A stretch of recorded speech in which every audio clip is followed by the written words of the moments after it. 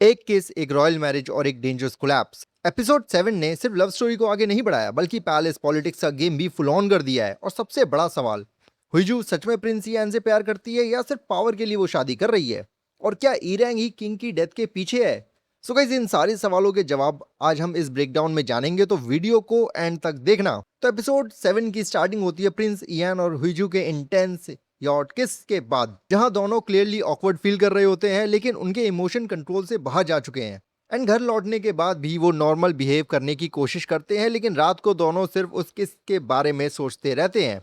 हुईजू confuse है कि क्या उसने लिमिट क्रॉस कर दी, जबकि इयान सीक्रेटली खुश हो रहा है कि फाइनली कुछ तो रियल हुआ। एंड नेक्स्ट मॉर्निंग ऑकवर्डनेस और भी ज्यादा बढ़ जाती है और हुईजू तो इतनी डिस्टर्ब हो जाती है कि चर्च जाकर एग्जॉर्सिज्म तक रिक्वेस्ट कर देती है, क्योंकि उसे लगता है कि वो पोजेस्ड थी। एंड इसी बीच जोंगवू की एंट्री होती है, जो सप्ली वॉर्न करता है कि प्रिंस इयान के करीब जाना हुईजू के लिए फ्यूचर में पेनफुल हो सकता है, बिकॉज इन दोनों की रिलेशनशिप एक कॉन्ट्रैक्ट पर बेस्ड है। जब इयान फोन पर जोंगवू की आवाज सुनता है तो उसकी जेलिसी क्लियर ट्रिगर हो जाती है, जो बताता है कि उसकी फीलिंग्स अब सीरियस हो चुकी हैं।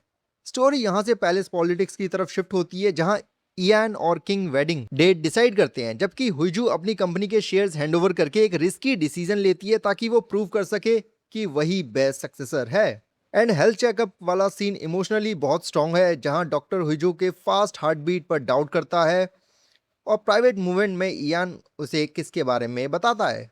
हुईजू कैजुअली बोल देती है कि वो किसी के साथ भी हो सकता था, लेकिन इयान के लिए वो मोमेंट सिर्फ उसके साथ स्पेशल था, और ये बात उसे हर्ट कर देती है। एंड दूसरी तरफ सबसे शॉकिंग रिवलेशन तब आता है जब फ्लैशबैक में पता चलता है कि ईरैंग ने किंग का वो रॉयल एडिक जला दिया था जिसमें इयान को थ्रोन देने की बात थी। एंड ये चीज क्लियरली दिखाता है कि वो पावर के लिए कितनी डेंजरस हो सकती है। और अब डाउट और भी ज्यादा स्ट्रांग हो जाता है कि शायद किंग की डेथ के पीछे भी उसी का हाथ हो। एंड फैमिली डिनर सीन में इमोशनल टेंशन पीक पर पहुंच जाती है जब हुजू अपने फादर के फेक कंसर्न को कॉल आउट करती है और रूम छोड़ के चली जाती है, जहां इयान उसे फॉलो करता है और फाइनली अपनी फीलिंग्स को कन्फेस करता है कि वो उसे पसंद करता है, लेकिन साथ ही ये भी क्लियर करता है कि फ्यूचर में डाइवोर्स होगा, जो उनके रिलेशनशिप को और भी ज्यादा कॉम्प्लिकेटेड बना देता है। जियोंगवू और इयान के बीच कन्वर्सेशन भी इंपॉर्टेंट है, जहां इयान उसे डिस्टेंस मेंटेन करने के लिए बोलता है, लेकिन जोंगवू हिंट देता है कि हुईजू को वो प्यार नहीं बल्कि प्रोटेक्ट करना चाहता है, जो उसके फ्यूचर कैरेक्टर शिफ्ट की तरफ इशारा करता है। फाइनली वेडिंग डे आती है, जहां सब कुछ परफेक्ट लग रहा होता है, इयान जेन्युइनली हैप्पी होता है और हुईजू नर्वस होने के बावजूद सेरेमनी कंप्लीट कर लेती है। लेकिन जैसे ही वो पैलेस में सबके सामने प्रेजेंट होते हैं, हुईजू अचानक कोलैप्स हो जाती है, जो एपिसोड को एक शॉकिंग क्लिफहैंगर पर खत्म करता है।